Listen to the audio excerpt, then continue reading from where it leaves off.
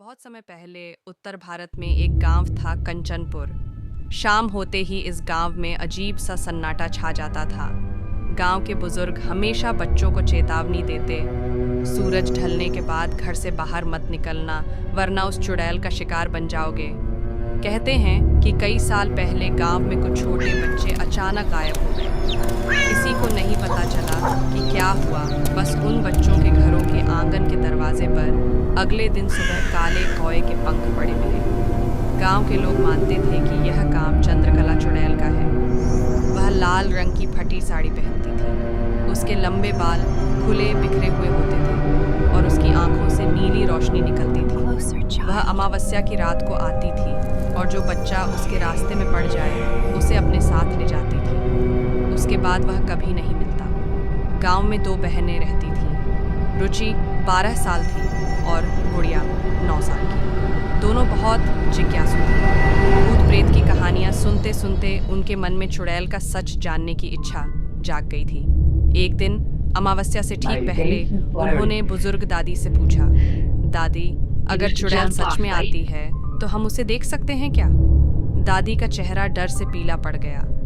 उन्होंने उन्हें समझाया, ना बेटा, ऐसी बात जुबान पर भी मत लाना। वह बहुत चालाक और खतरनाक है। जो भी उसे देख लेता है वह उसका पीछा नहीं छोड़ती। लेकिन बहनों के मन में उत्सुकता और बढ़ गई। अगले दिन स्कूल से लौटते हुए उन्होंने अपने दोस्त मोनू को यह विचार बताया। मोनू भी बहादुर था। तय हुआ कि तीनों मिलकर पीपल के पुराने पेड़ के पास जाएंगे, क्योंकि गांव वालों की मान्यता थी कि चुड़ैल हमेशा उसी पेड़ के नीचे से गुजरती है। अमावस्या की रात अंधकार से भरी थी। आसमान में एक भी तारा नहीं था। चारों ओर टिड्डियों की आवाज़ और कुत्तों का भौंकना सुनाई दे रहा था। रुचि, गुड़िया और मोनू टॉर्च और एक लाल रंग का कपड़ा लेकर पीपल के पेड़ के पीछे छुप गए। करीब आधी रात को अचानक हवा तेज होने लगी। पेड़ की टहनियाँ जोर जोर से हिलने लगीं। चारों ओर एक अजीब सी ठंडी लहर दौड़ गई और दूर से एक धीमी खरखराती आवाज़ सुनाई दी। कौन है मेरे रास्ते में? तीनों के रगों में खून जम गया। उन्होंने पेड़ से झांका। सचमुच वहाँ एक लंबी और डरावनी औरत खड़ी थी। उसकी आंखों से नीली रोशनी चमक रही थी।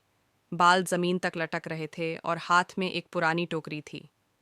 टोकरी के अंदर से बच्चों के रोने जैसी धीमी धीमी आवाज़ें आ रही थीं। चुड़ैल ने इधर उधर देखा और हवा में अपनी लंबी उंगलियां घुमाईं।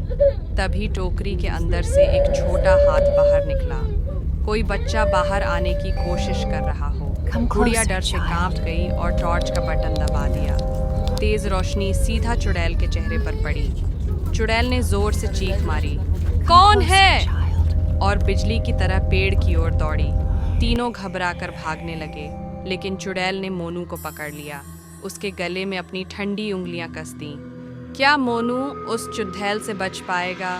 आगे की कहानी के लिए चैनल को सब्सक्राइब करें। हम जल्दी ही इस कहानी का अगला भाग